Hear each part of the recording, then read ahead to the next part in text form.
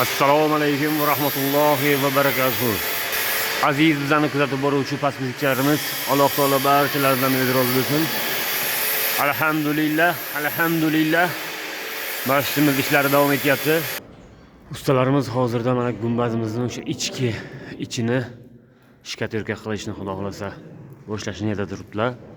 Hozir mana 8 qavatli lisensani ustiga mana bunaqa qaranglar, tepada o'sha pol hosil qilib, yana uning ustiga lisa qo'yib, o'sha shkaterkaga tayyorlayaptilar. Mana bunaqa setka, maxsus setkalarni o'sha gumbazimizni shu ichki qismiga o'sha qoplab chiqyaptilar. Xudo xolasa mana ustidan sementovoy inshaalloh shkaterka bo'ladi.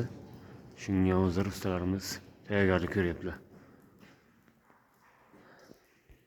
Yana bir guruh ustalarimiz o'sha fasad qismini, o'sha tashqaridagi o'sha fasad qismlarini obiq ishlarini terayotgan edilar. Hozir qor, yog'ingarchilik sababli hozir ko'chada ishimiz to'xtab turibdi.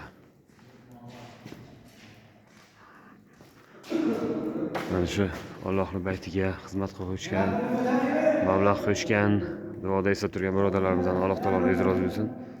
Alloh taolo kamida o'zini jannatdagi qasrlarga nasiblasin. Mana padrashkani ham ustalarimiz boshlagandilar. Qor yoqqani uchun vaqtincha to'xtatdilar. Xudo xolasa yana havolar yaxshi bo'lib ketsa inshaalloh boshlaylar. Azizlar, mana bu o'sha gumbazimizni mana shu toshni tergan ustalarimizdan 10 million so'm qarzdorligimiz bor. Shuni ham to'lashga xudo xolasa befarq bo'lmaysizlar degan umidda biza. Keyin masjidimizni o'sha gumbazimiz atrofini, past o'sha pataloq qismini gipsakarton olishimiz kerak. Shunga gipsakarton kerak. Profillari kerak bo'ladi. Xudo xolasa shunga ham befarq bo'lmaysizlar inshaalloh. Alloh taolo o'zi hammalaridan rozi bo'lsin.